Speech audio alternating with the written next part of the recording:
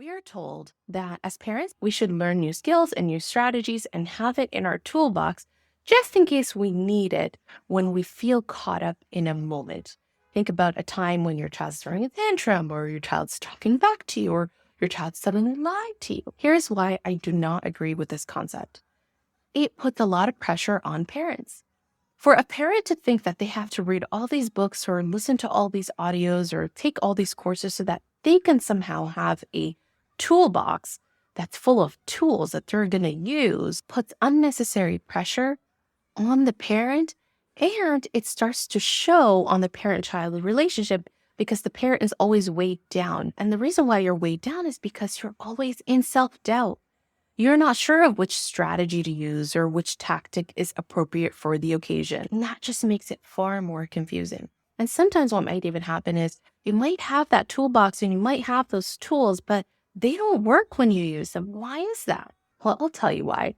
It's because tools that you haven't embodied isn't going to work. You see, if you put self-regulation in the toolbox or self-regulating activities and strategies in your toolbox, but you fail to self-regulate, how do you expect to extend that to your child? It's almost impossible. And in case you thought you can fake it till you make it, let me tell you, children see right through that.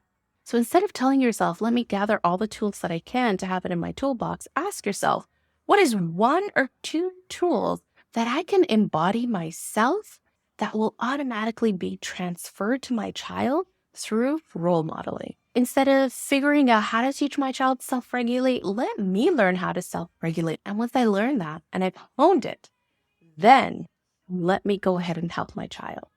That's going to help you put less pressure upon yourself, and it's going to be far more effective.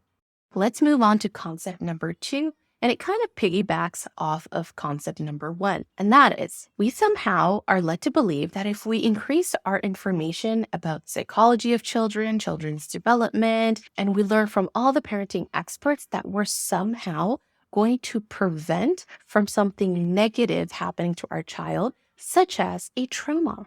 A lot of millennial parents feel like they're walking on eggshells because they are terrified of breathing the wrong way or saying the wrong thing will somehow create a trauma response in their child. And I don't know about you, but that's probably one of the reasons why you feel like you're suffocating in parenthood, because you're always doubting your next step. You're always doubting the way you're communicating. You're always in an overwhelmed and doubtful state.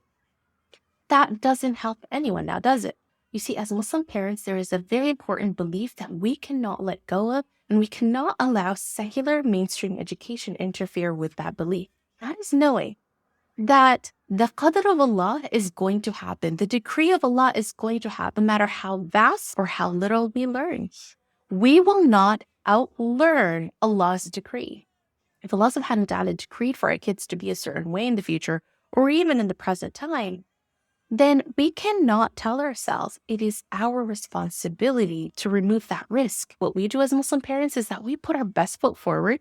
We do what Allah subhanahu wa ta'ala asks of us, which is raising our children to get to know their creator, to learn about their creator, and to worship their creator. We show up as the best versions as we can be by healing ourselves and working with our own traumas, and we leave the rest to Allah subhanahu wa ta'ala in a form of tawakkul. And that little piece of uncertainty that we feel, that self-doubt that we have, we release it into prayer. We release it into dua. We say, Ya Allah, I'm not sure about this and that, but you know what? I ask you to guide my child, because here's what a Muslim parent knows. Guidance is not in our hands. That's in the hands of Allah subhanahu wa ta'ala. So today, I want you to take a deep breath in through the nose, out through the mouth, and remove that self-doubt that you're feeling, and raise your hand in dua to help protect your child from any trauma responses in the future or anything that will negatively impact their life now and in the future. I always say parenting isn't that hard if we gave ourselves permission to heal and to ask ourselves the right questions. That's it for today. I hope that can help you with your introspection. And until next week, inshallah, I'm going to see you again back here. I'd also love to see you inside our Elite Family newsletter, where I give you far more information on the topics that I discuss here. And don't forget to join the Muslim Parent Glow Up Challenge, where we're going to reset and plan our parenting year, inshallah. Take care. Assalamu alaikum.